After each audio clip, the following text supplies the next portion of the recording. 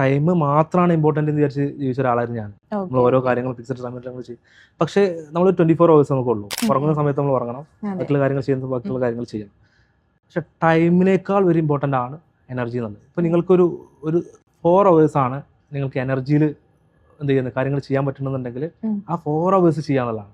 ഒരു എനർജി ഇല്ലാതെ നമ്മളൊരു 12 മണിക്കൂർ ഒരു കാര്യം ചെയ്തിട്ട് അതിൻ്റെ റിസൾട്ടും ആ എനർജിയിൽ 4 മണിക്കൂർ ചെയ്യുന്നത് ഭയങ്കര മാറ്റമുണ്ട്. നിങ്ങൾ ബാക്കിയുള്ള ടൈമിൽ കിടന്ന് ഉറങ്ങിയാലും, ഞാൻ പറയുന്നത് എൻ്റെ പേഴ്സണൽ ഒപ്പീനിയൻ ആട്ടോ, ഒരു ഡ്യൂട്ടി കറക്റ്റായിട്ട് ഒരു ടൈം ചെയ്ത് പോകുന്ന ആളുകൾക്ക് ഇത് പറ്റണമെന്നില്ല. നമ്മൾ കൂടുതൽ ടൈം എപ്പോഴാണ് എനർജറ്റിക് ആയിട്ട് നിൽക്കുന്നത് ആ സമയത്ത് നമ്മൾ കൂടുതൽ പ്രൊഡക്ടിവിറ്റി കിട്ടും. ഇപ്പോൾ 4 മണിക്കൂർ മതി 12 മണിക്കൂറിന്റെ കാര്യം ചെയ്യാൻ. ടൈമിനേക്കാൾ ഇമ്പോർട്ടൻ്റ് എന്താണ്? എനർജി. ഈ 12 മണിക്കൂർ നമുക്ക് ഈ എനർജി ആയിട്ട് നിൽക്കാൻ പറ്റുകയാണെന്നുണ്ടെങ്കിൽ അതൊരു 24-36 മണിക്കൂറിന്റെ കിട്ടും.